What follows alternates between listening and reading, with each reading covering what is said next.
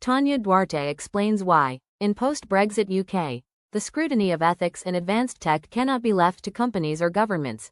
We have all been made keenly aware of the technology that underpins our lives by the lifeline thrown to us by online communication during the pandemic.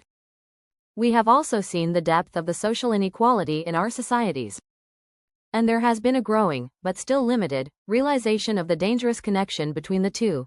In the UK, last year, A-level students marched the streets with banners, shouting, "Your algorithm doesn't know me," after artificial intelligence, AI, deployed by the government to replace exams predicted the performances of students from underprivileged backgrounds.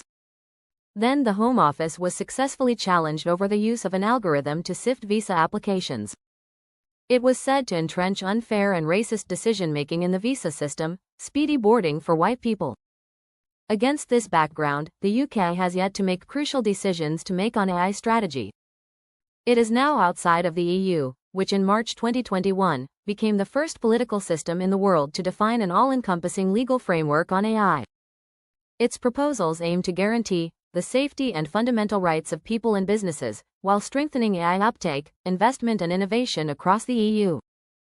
An overview of the new EU AI proposed regulation. The proposed regulation uses a risk-based system, in which systems which pose an unacceptable risk are banned.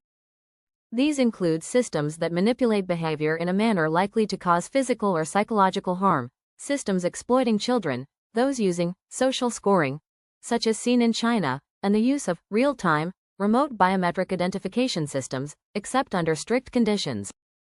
High-risk systems include AI in machinery, medical devices and vehicles, for managing critical infrastructure, for biometric identification and categorization of people, to inform recruitment decisions, evaluate credit scores, and systems that would have an adverse impact on EU fundamental rights. Such systems will have various requirements to meet, involving data used, record-keeping, oversight, transparency, accuracy, security. Limited risk systems such as chatbots will have specific obligations. For example, to make users aware that they are interacting with a machine.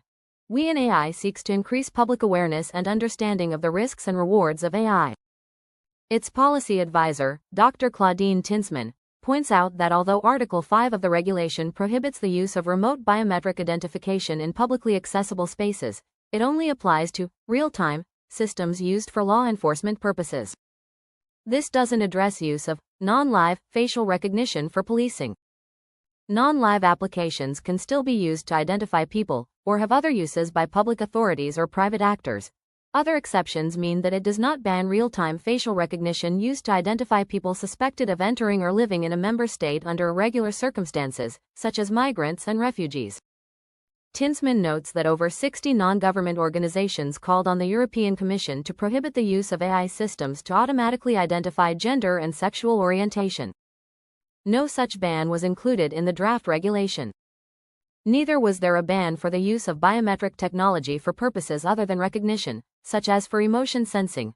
As managing associate and AI lead at law firm Simmons & Simmons, Manesh Tanna, explains, the adoption of the EU regulation in its entirety is unlikely given how strict it is and given the UK's need to attract investment. A compromise is more likely, such as voluntary conformity assessments for UK AI companies and adoption of the same prohibitions. This might be a desirable path for the UK because it would be seen to be regulating AI in some way, rather than leaving it open for ethics dumping, says Tanna.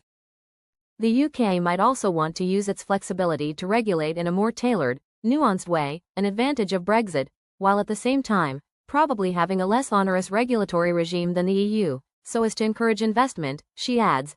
AI ethics, technology governance and ESG specialist and partner at EthicsGrade, Charles Radcliffe, cautions that the UK needs to ensure there is sufficient capital investment in the UK AI ecosystem.